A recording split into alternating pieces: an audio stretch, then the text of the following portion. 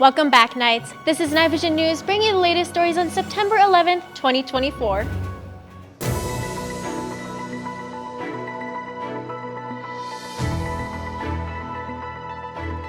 Good afternoon, Knights. We are currently in front of the theater where later today they'll be hosting the first act of Trial of the Wicked Witch. It's going to be an exciting show, Knights, during 5th period, and it's 46 minutes. So make sure you buy a ticket. And our other story today is 9/11. So ROTC is going to have an event to commemorate during 4th period today later on. And our reporter, Sophia Spencer, made a special package to honor the 2 towers that fell on this day. 4 years ago today, our country's stability and security were disrupted. No one could have imagined that such a thing would occur.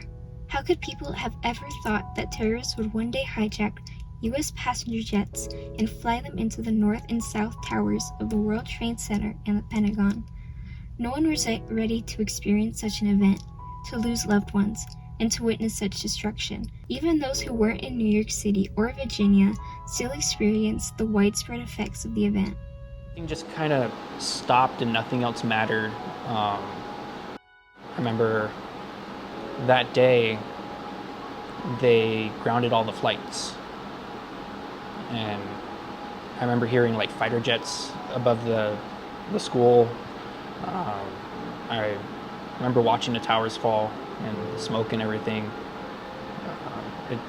It's one of those events that you know exactly where you were at and what you were doing. Since that fateful day, the United States has faced many long-lasting consequences, which has affected security, foreign policy, and Americans' relations with one another. That's something that's changed greatly, is how we look at travel. I think a lot of people look at immigration differently. I think a lot of people look at politics differently. We had a lot of miscommunication and mishaps that occurred, so a lot of systems were put in place after 9/11 that we didn't have before because we didn't feel like we were vulnerable to it. So today, let's take the time to remember all of those whose lives were lost and the families that were broken. Today is a day to remember and heal, but we should also keep the future in mind, making sure the right systems are in place to protect our nation and its people. Thank you, Sophia. Knights, do you have a special ability for pressing buttons? And I mean pressing, not mashing. Because the esports club is looking for more players to just play video games against other schools. So if you're interested, stop by room 603 and speak to Mr. Alvarez.